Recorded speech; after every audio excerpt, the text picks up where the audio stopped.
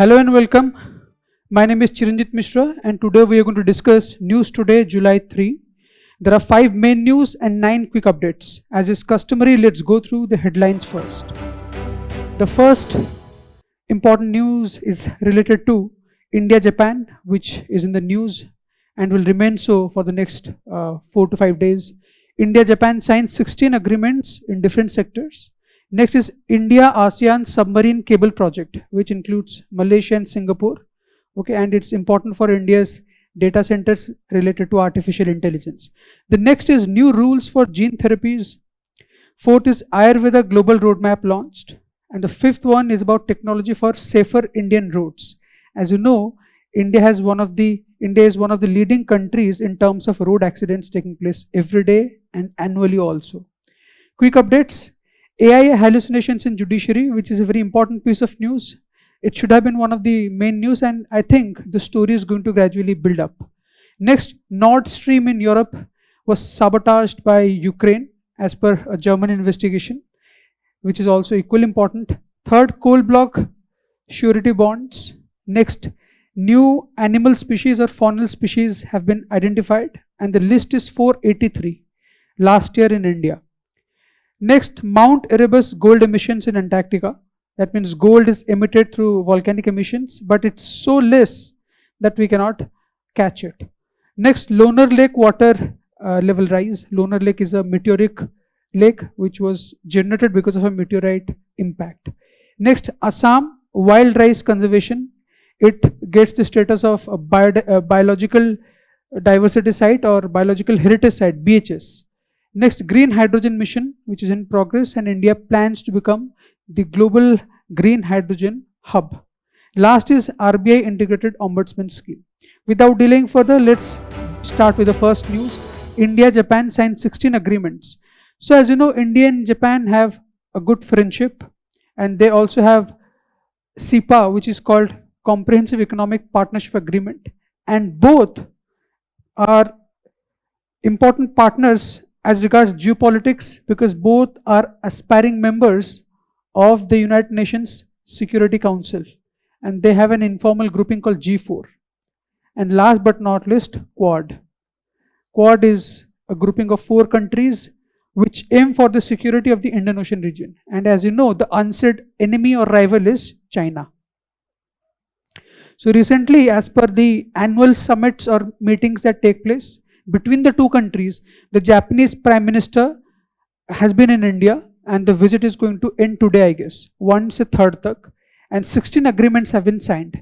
So already India and Japan have a thriving trade partnership, which you can say it's close to $27.5 billion.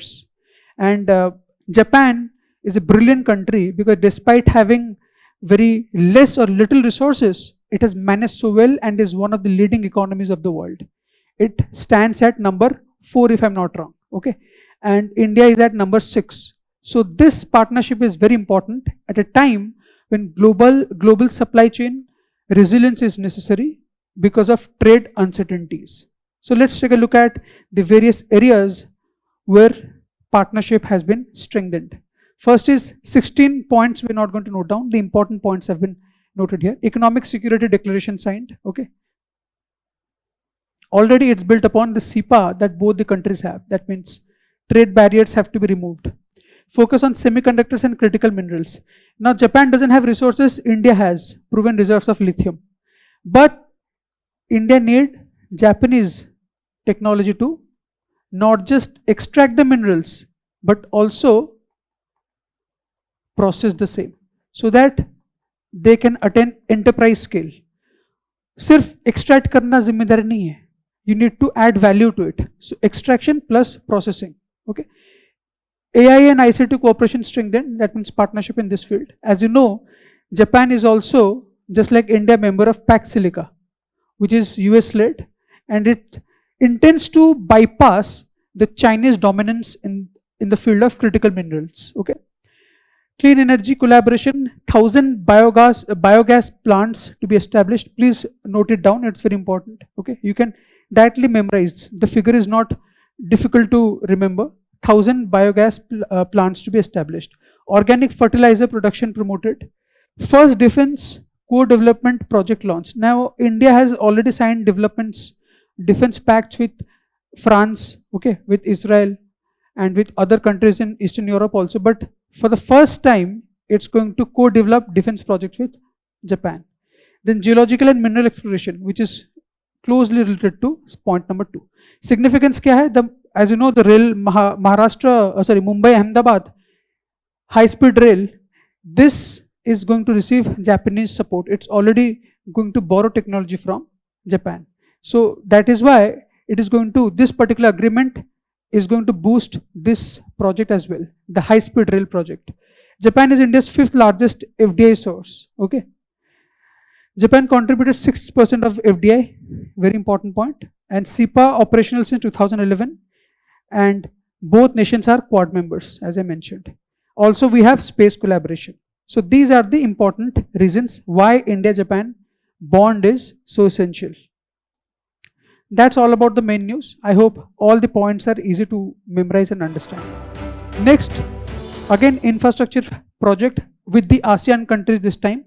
The project is called I2C submarine cable system. And as you can see, this is how a submarine cable looks. It has so many wires, and it uses a special scientific phenomenon which is called total internal reflection. Optical fibers use total internal reflection of light to transmit data. Okay, and 99% of the data transmission across the world takes place through undersea cables. Okay, 99%. And now this submarine cable system, why it is so special? It is going to transmit data for research in AI and data science. Because you need good models, and good models need large amount of data, big data, and large infrastructure also for cloud deployment. That is why these cables are very important. So I2CA, the abbreviation is an abbreviation, and the expansion is India International Submarine Cable Express across the East. So it's a consortium, that means a grouping of 4 companies, which includes Microsoft, Syntel, Tata Communications. Okay, so 3 companies, and Lightstrom is the consortium partner. So in a way you can say 3 plus 1. The cable length is 3,600 kilometers, and it will be below the sea. Connects India, Malaysia and Singapore. Operational target 2029 is a set target year. By that time, the cables will be operational and ready. About submarine cable system, as I mentioned in the beginning, it uses fiber optics, not copper wires. The traditional cables used to use copper wires, but optical fibers are even thinner, more cost efficient, and better at transmitting data. Connect countries through telecommunications. Optical fibers transmit light pulses, total internal reflection principle. Remember, this is important from the point of view of prelims. What they may ask, it uses mirage or refraction. Now let me tell you, TIR or total internal reflection is a special type of refraction. Okay, when the light is traveling from denser to lighter medium and it crosses the critical angle. I hope you all know basic physics. Challenges, what are the challenges to these underlying sea cables, undersea cables? Vulnerable to accidental cable damage. For example, if a ship is about to anchor, ek jahaz aa raha hai, and the anchor is like that. If it gets stuck with one of the undersea cables, the sea cables may rupture. Okay. Then deliberate attacks, just like Nord Stream, a gas supplying stream was attacked, which is undersea. These cables can also be attacked if there is a war between 2 countries, because data transmission forms a backbone of the digital economy of a country. Next, earthquakes may disrupt cable networks, because see, ring of fire, although it's going to pass very close to it, okay, ring of fire in the Pacific, it's very vulnerable to earthquakes and tsunamis also. Tsunamis are waves generated in the sea. So if an earthquake takes place in a sea, this can happen. Road safety in India and sustainable solutions. Third main news. We had covered this news, similar theme, I think a week or 2 weeks ago, not a week, 2 weeks ago. And as you notice that in India, nearly 485 accidental deaths take place. Okay. So if you calculate into 365, you can see the figure. It runs into some lakhs, close to 1.76 lakhs, I guess. So as per a report which was released uh, 3-4 years ago, the death toll can be compared with or comparable with the COVID-19 death toll, as at least in the second wave. Okay, so you can say so many people die every day, and you'll be surprised to know that India has only 1% of the total vehicles of the world. But of the total accidents taking place across the world, India accounts for 11%. हमारे पास दुनिया भर के 1% गाड़ियां हैं, लेकिन जितने accidents होते हैं उसमें से 11%. This is highly disproportionate, and it shows that Indian roads are not safe. Okay, so what can be done? That is what the news is all about. MORTH, Ministry of Road Transport and Highways, released Road Accidents 2024 report. We have already discussed this news. Accidents and fatalities remain very high. Safe, sustainable roads are urgently needed. Technology-driven infrastructure strongly emphasized. This figure is very important. These two figures. Why Indian roads are not safe? 485 deaths on a daily basis, and look at the disproportionately high number of accidents taking place in India as compared to the vehicles owned. Solution क्या हो सकता है? Smart vehicles and smart roads. Smart vehicles combined with smart roads. Not just solid roads, even many roads, highways and expressway, they are also not properly built. As you can see, there is a recently released video of a particular expressway, and there are cracks because of the monsoon season. So smart roads are required, solid roads, but there should be technology embedded. Some countries use road infrastructure to charge vehicles. We have to reach that state, but before that we need to at least make our roads solid enough and accident preventive. Okay, so V2V communication means vehicles can communicate with each other. Suppose even if the driver, let's assume he or she is feeling sleepy, at least the smart vehicle will get to know that there are 3 more vehicles and they're running at this speed, so I should not speed up. Or if the steering wheel is rotated accidentally, there should be automated braking system, ABS, which is very important, so that the moment it senses, using sensors, a vehicle is there, the गाड़ी will stop, the car will stop. Shares real-time vehicle data, which is important for V2V communication, and it is going to use edge computing. वहीं पे दिखा देगा आपको that because you cannot depend upon cloud will take time to get processed. Edge computing मतलब वहीं पे सारा data load होगा, and the sensors will receive and transmit data from between the vehicles. Okay, automated incident detection enables quicker response. ITS integrates this thing, AI-enabled CCTV.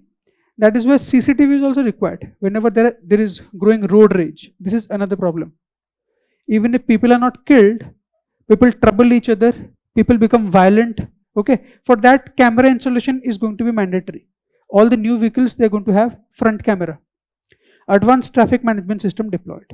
And let's take a look at the international best practices that India can follow from other countries. Sustainable road measures. क्या क्या कर सकते हैं? Waste plastic use in highways. This is for environmental. This has an environmental angle. Fly ash, again environment. It's a polluting entity. Better to trap it and use it in road construction. Industrial slag reduces resource consumption. That is also another way to use in road. Green engineering conserves natural resources. That means those technologies or those resources which are going to be used in road construction, but very less CO2 emission. Green engineering minimizes industrial waste. Now let's take a look at the other international best practices followed by different countries. Netherlands क्या करते हैं? Develop solar roads. That means road lighting, not lightning, can take place by virtue of the captured solar power. You don't need to burn coal to light street lights or street lamps. Germany operates e-highways, electronic, everything is digital. Okay, so this is like next level. It will take a lot of time for India to adopt these practices. Sweden pilots wireless charging routes. Even if this vehicle passes by, using Bluetooth or radio waves, your vehicle will get charged. Norway expands EV charging highways. Hi-fi technologies. But yeah, we can keep these technologies in mind while coming up with India's road safety or sustainable road roadmap. ये points को हम नजर में रख सकते हैं. It will take quite a lot of time for India to adopt these practices. Next, Ayurveda, strategic roadmap for making Ayurveda global. Ayurveda is known across the world, but how people react to the effectiveness of Ayurveda, that is the question. People know what Ayurveda is, but will it be able to attain a status equal to allopathy or even homeopathy? Allopathy is the most prevalent medicine system in the world. And so far, Ayurvedic medicines, although very popular in India, abroad they are considered a sub branch of what is called Eastern healing. East means Asia or the Orient. Eastern healing के under Ayurveda का एक है, मतलब आप जो बोलते हैं उसका what is the status of Ayurveda? People know what Ayurveda is, but it is not used as mainstream medicine system. ठीक है? Even the Chinese or Tibetan healing, that is more famous. You must have seen in many Hollywood movies that people go for Eastern healing. Okay? Even if it's not proven, some people believe that it is effective. And some doctors also recommend, though many say advise against Ayurveda, they say ki, but Ayurvedic medicine should be used as supplementary medicines to the main allopathic medicines. So that is the status, but the government of India wants to change that image. How? Let's take a look at the same. लोगों को पता तो है आयुर्वेद क्या है, but how can Ayurveda be popularized even more or further? Global status, exports doubled between 2014 and 2023. Exports means Ayurvedic items. Reached 2.16 billion, which is a good number. Okay, and of course, Ministry of Ayush ke aane ke baad, it has received a solid boost. Ayurveda reached nearly 150 countries. The reach is good, but is it enough? Included in WHO ICD 11. WHO also recognizes, though it does not promote Ayurveda just like it promotes allopathy or the proven medicine system. Recognized in nearly 30 countries. UAE recognizes Ayurveda medically and Switzerland also medically, which is a good sign. Okay, this is as per this particular news item. Key recommendations kya hai? What more can be done? Availability. Because availability means visibility of Ayurvedic items. Unless and until anything is visible, people won't accept it. So visibility is of utmost importance. That means availability. Then acceptability. सिर्फ दिखाने से तो वो पड़ा रहेगा, कोई इसको उठाएगा नहीं. You have to promote it so that countries or societies accept Ayurveda, कि आयुर्वेद में भी कुछ सब्सटेंस है. Upgrade units of WHO GMP standards, develop global Ayurvedic pharmacopoeia. That means only if people get to know about the list of Ayurvedic processes, they will think about it. Pharmacopoeia is a list of medicine book. Okay. Standardize manufacturing practices. Only when anything is following a certain standard, people will have faith. मान लीजिए एक Ayurvedic recipe of making formulation है, जो India में it's done in a particular manner and in China or other countries it follows a different way or methodology. People will say that means there is no particular standard procedure. जिसका जो मन में आया, he is doing that. So that way any commodity or process loses faith.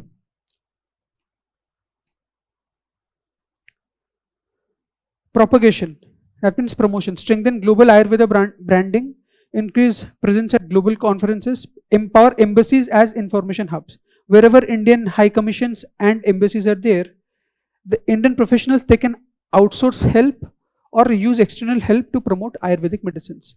What are the core challenges? 95% of the global practitioners remain in India. Okay, that means Ayurveda is of Indian origin and its extent is also maximum in India, although it is recognized and known in some or many countries. Professional mobility remains limited. Chinese medicine enjoys stronger global presence. As I said, many Westerners believe that Eastern healing means Tibetan or Chinese, not Ayurveda. Just like Sowa Rigpa. Okay, or maybe say Unani. It has Indian links, but it is again non-Indian, that not as Indian as Ayurveda. Limited international scientific validation. I think Unani is also closely related to some Eastern European medicine systems. Regulatory skepticism affects acceptance. People if cast doubt, Ayurveda kya hai? Okay, that way also the products find it difficult to get popular because allopathy is science backed. There is scientific evidence about the effectiveness of allopathy systems. Medicines marketed as dietary supplements, वही हो गया, or proprietary medicines you must have seen. Another main news, or the last main news related to medicine system, which is called stem cell therapy and drug rules amendment. Now we are moving beyond traditional medicines, tablets, capsules. Okay, treatments are also based on changes or alteration in genes which are accepted or proven, and that is called gene therapy. So gene therapy as a medicine is going to find mention in India's list of medicines, and the sole approving authority will be the central government. Okay, uniform regulation of advanced therapies, CLA framework expanded, covers stem cell products, covers gene therapy products, covers xenografts. So these three types of medicines are going to find place in the advanced therapies, and the framework that is followed by the central drug CDSCU. Okay, it's a central drug scientific research organization that approves the medicines that can be sold in India. Okay, so stem cell therapy, stem cells are those cells which can take the form of many other cells. So these are like baby cells that can grow into many different or differentiated mature cells. They can take the form of neurons, okay, or may some other somatic cells, say kidney cells. That means stem cells can be curated and made to grow to take the place of the cells of other body parts. Okay, that is stem cell therapy. कहीं पे accident होगा and you need regeneration of that particular limb, you can use stem cells. Gene therapy, if there is any problem in a particular individual's DNA, that segment of DNA can be replaced with another DNA taken from the outside. Or if there is a missing DNA or set of nucleotides, that missing or that error can also be rectified. But only if the new traits are not going to move on to the next generation.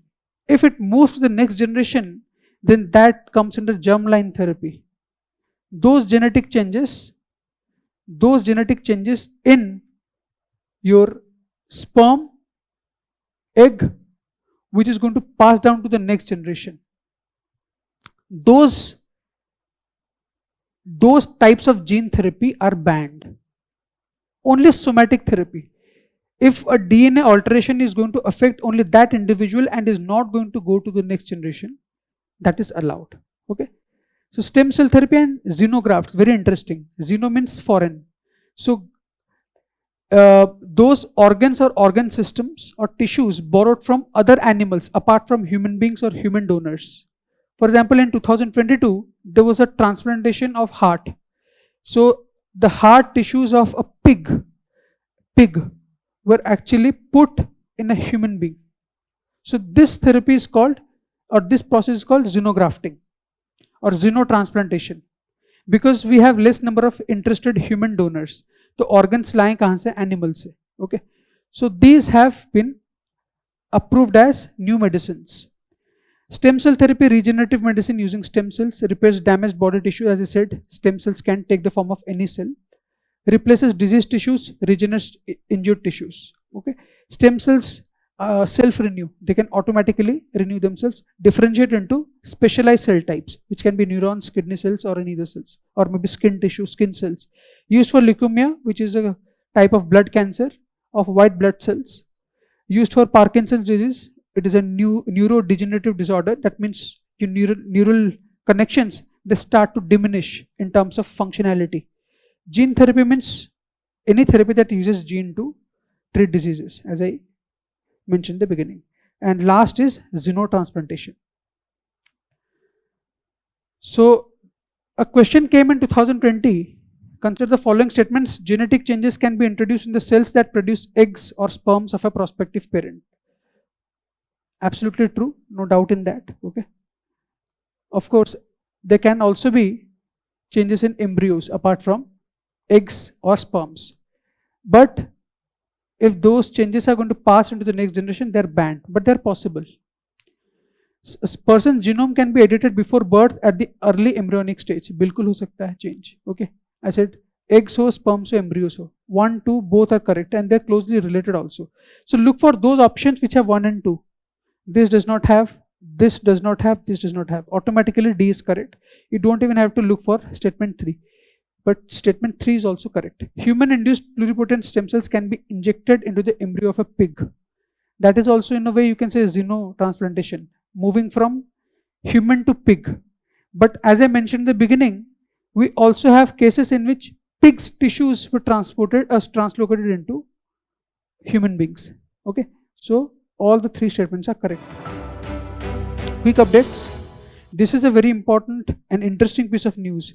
We keep talking about the errors and mistakes committed by AI models. Okay, so that is one of the negative aspects of AI. That is why AI generated content or content generated by generative AI tools like ChatGPT, they have to be carefully and cautiously used. And this is ridiculous because NCLT and NCLAT, these are 2 statutory bodies and deal with the insolvency process related to sick companies. They are statutory bodies, okay, and established under Companies Act 2013. These bodies used AI tools to generate verdict, and AI tools can hallucinate. Hallucination means very confidently lying or telling, sharing mistakes.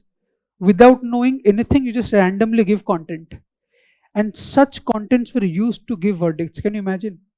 So Supreme Court very rightly pointed out and it quashed. It rejected or nullified the orders passed. So that means what happened? NCLT cited some previous court cases to give its verdict. But those court cases never took place. They were non-existent cases. AI hallucinations can produce fictitious case laws and citations. जो exist नहीं करते हैं, they cited those cases to give this verdict.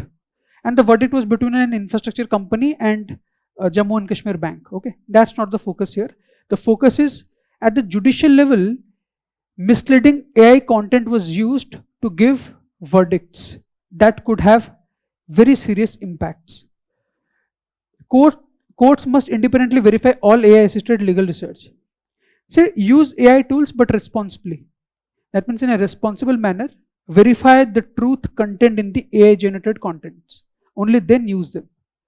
Now, Bar Council of India, another statutory body which was created under Advocates Act 1961. Supreme Court has said that its intervention is required because Bar Council states the judicial standards. Although in this case, the lawyers have said, the lawyers who were involved in the cases, they said, we don't have any AI generated content while we are fighting the cases. The mistake was on the part of the NCLT, the adjudicating body, not the lawyers. Okay, next news, Nord Stream pipeline. As you know, Nord Stream pipeline formed the basis, one of the important bases of Russian economy. Russia is energy rich. Russia supplies natural gas to Europe. Okay? And natural gas is methane. Europe को वो भेजता था before the 2022 war started. And these 2 pipelines are called Nord Stream 1, maybe Nordic countries, and Nord Stream 2. Nord Stream 1 was functional. Nord Stream 2, another 2 pipelines under sea. This is Nord 1 and this is Nord 2, let's say. They were actually, through bomb blast, they were destroyed. Okay, and that happened in 2022. Now, after investigation, it came into the fore that the culprit party is Ukraine. 2 Ukrainian professionals or citizens, they were involved in this attack. And this investigation was done by Germany.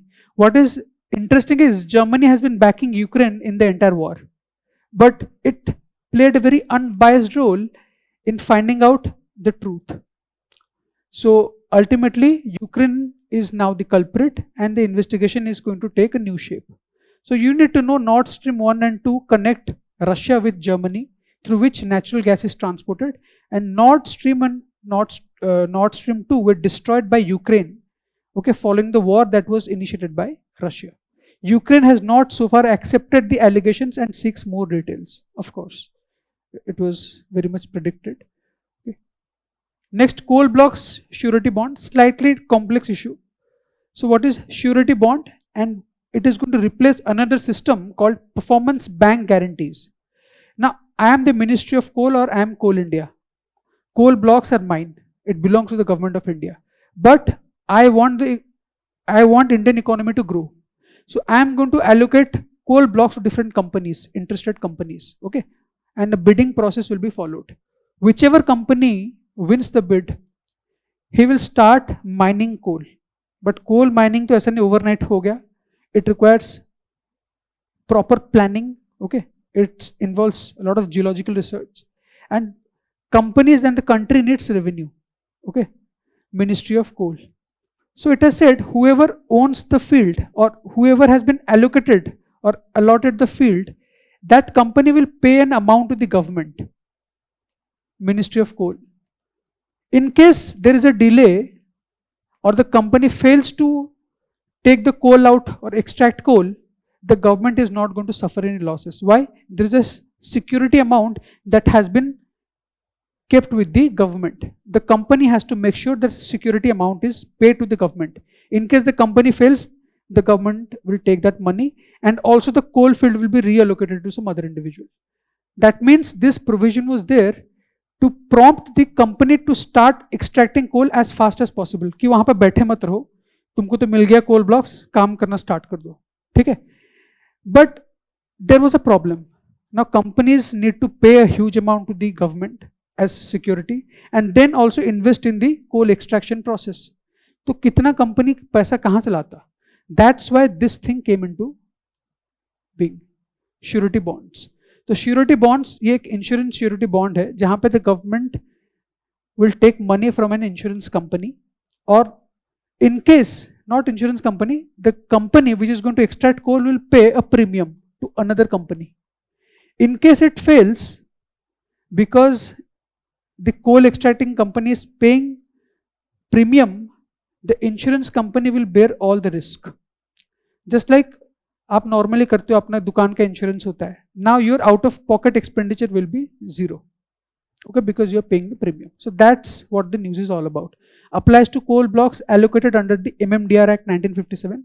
Amendment meant to the coal blocks allocation rules. You don't need to remember these rules.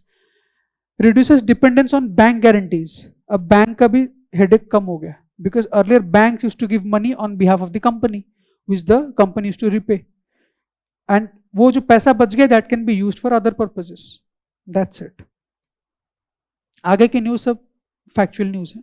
India records 483 new faunal species. Fauna means animal, and this happened because as per the 111th Foundation Day of Zoological Survey of India, which comes under the Ministry of Environment, they have released a report, and 709 species have been recorded, out of which 709 minus 483, that means 226 species were new to India, but not totally new.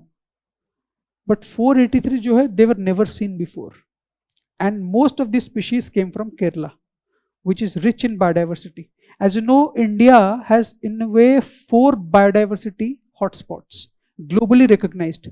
What are they? Number 1 is the Himalayas. Number 2, Indo-Burma border. Number 3, Western Ghats and Sri Lanka. So Western Ghats में देखिए Kerala. And 4 is Sunderland. Andaman Nicobar के पास, mostly Nicobar. That is why the protest is going on. Okay, कि save Nicobar. Followed by West Bengal, Karnataka and Arunachal Pradesh.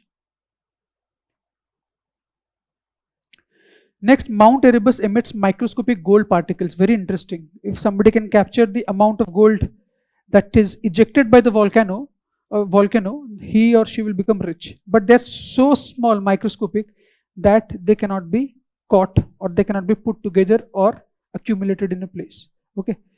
So, because as you know, whatever is inside the earth comes out in the form of lava or magma. Magma, when it is outside, it's called lava. And some violent volcanoes can emit a large amount of lava at a very high speed. It can also contain ash and all sorts of materials. Okay, it can contain felsic lava at the same time, basalt lava also. Basalt lava is not that violent. Felsic lava, which contains a lot of silica, is violent. So that is geography. Here we are talking about the new economic aspect, and whatever amount is emitted every year in Mount Erebus, which is in southern Antarctica.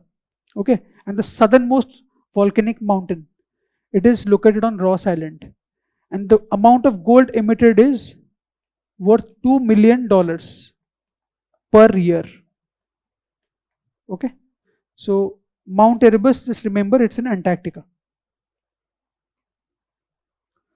Rising water levels in Lonar Lake, another geography or environmental piece of news. Lonar Lake is in Maharashtra and was formed by a meteorite impact which took place 50,000 years ago. तो एक गड्ढा बन गया, वहां पे पानी जमने लगा. Now it is saline and alkaline crater. The point is that because of heavy rains and other hydrological features, hydrological means how water is stored, the lake water level is rising. Okay, so if it rises further, the surrounding areas which are inhabited will also be affected. Borjoli wild rice habitat, it's in Assam, and it has been declared a biodiversity heritage site. So wild rice, this is actually the main, or you can say the predecessor of the modern day rice that we are consuming. As you know, agriculture is based on years of research, okay, and not formal research, but also the acumen that ancient people had. Okay, which crop varieties can be grown? They were separated, and thus they severed links with their parent or wild ancestors. Not just animals, but also plants. But this special variety is also very nutritious and found in this particular region called Borjoli in Assam. That is why this area has been declared as a biodiversity heritage site. Already the project was funded by a central government authority, National Rainfed Area Authority, but only the state governments have the power or the authority to declare a site as a biological heritage site, BHS. In the beginning I said biological diversity site. It was a mistake. Biological heritage site. Sorry, biodiversity heritage site, BHS. Green hydrogen hub, which India aims at, and India has a mission also, 2023 mission. Not just green hydrogen, but also any byproducts related to green hydrogen, which is ammonia. And I have also described that ammonia is derived from hydrogen and nitrogen. Okay, N2 plus H2 gives ammonia. So India wants to produce both these items or chemicals and green hydrogen. That means they're going to use electrolysis of water, not fossil fuel based energy or electricity to split water. So you can just this can be said 2, 3. Okay, balanced. So this is again in the news because of the recent agreements with Japan. Together they're going to focus on clean energy. ACMA Group signed long-term export agreements with Japanese firms. Indian firm and Japanese firm, they have shaken hands together. IHI Corporation will procure green ammonia. Mitsubishi, which is a Japanese-based company, will procure green methanol.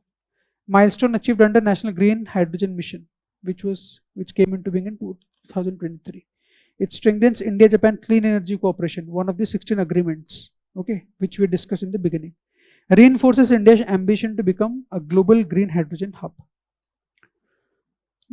Now the last quick update, which is RBI's Integrated Ombudsman Scheme 2026. Ombudsman is like the ultimate decision taker. Just like we have this concept in India, Lokpal. Ombudsman is actually a Swedish mechanism, that means the ultimate decision taker or decision maker. And this is with regard to grievances related to financial transactions or other customer related grievances, who can be approached? So the RBI's integrated ombudsman scheme came into being in 2021. Now why do we have this new scheme 2026 which is going to replace the older one? Because now many other banks and financial companies have been brought under the fold, like NBFCs, PPI, prepaid payment instruments like mobile wallets. Any issue related to these entities will also be governed under the new scheme. Establishes a unified grievance redressal mechanism, aims for faster, simpler and more transparent complaint resolution. So that's all for today. Now try to make the most of Visionaire's digital current affairs, and now 6 questions will flash on your screen. Do take them. Wish you all the very best.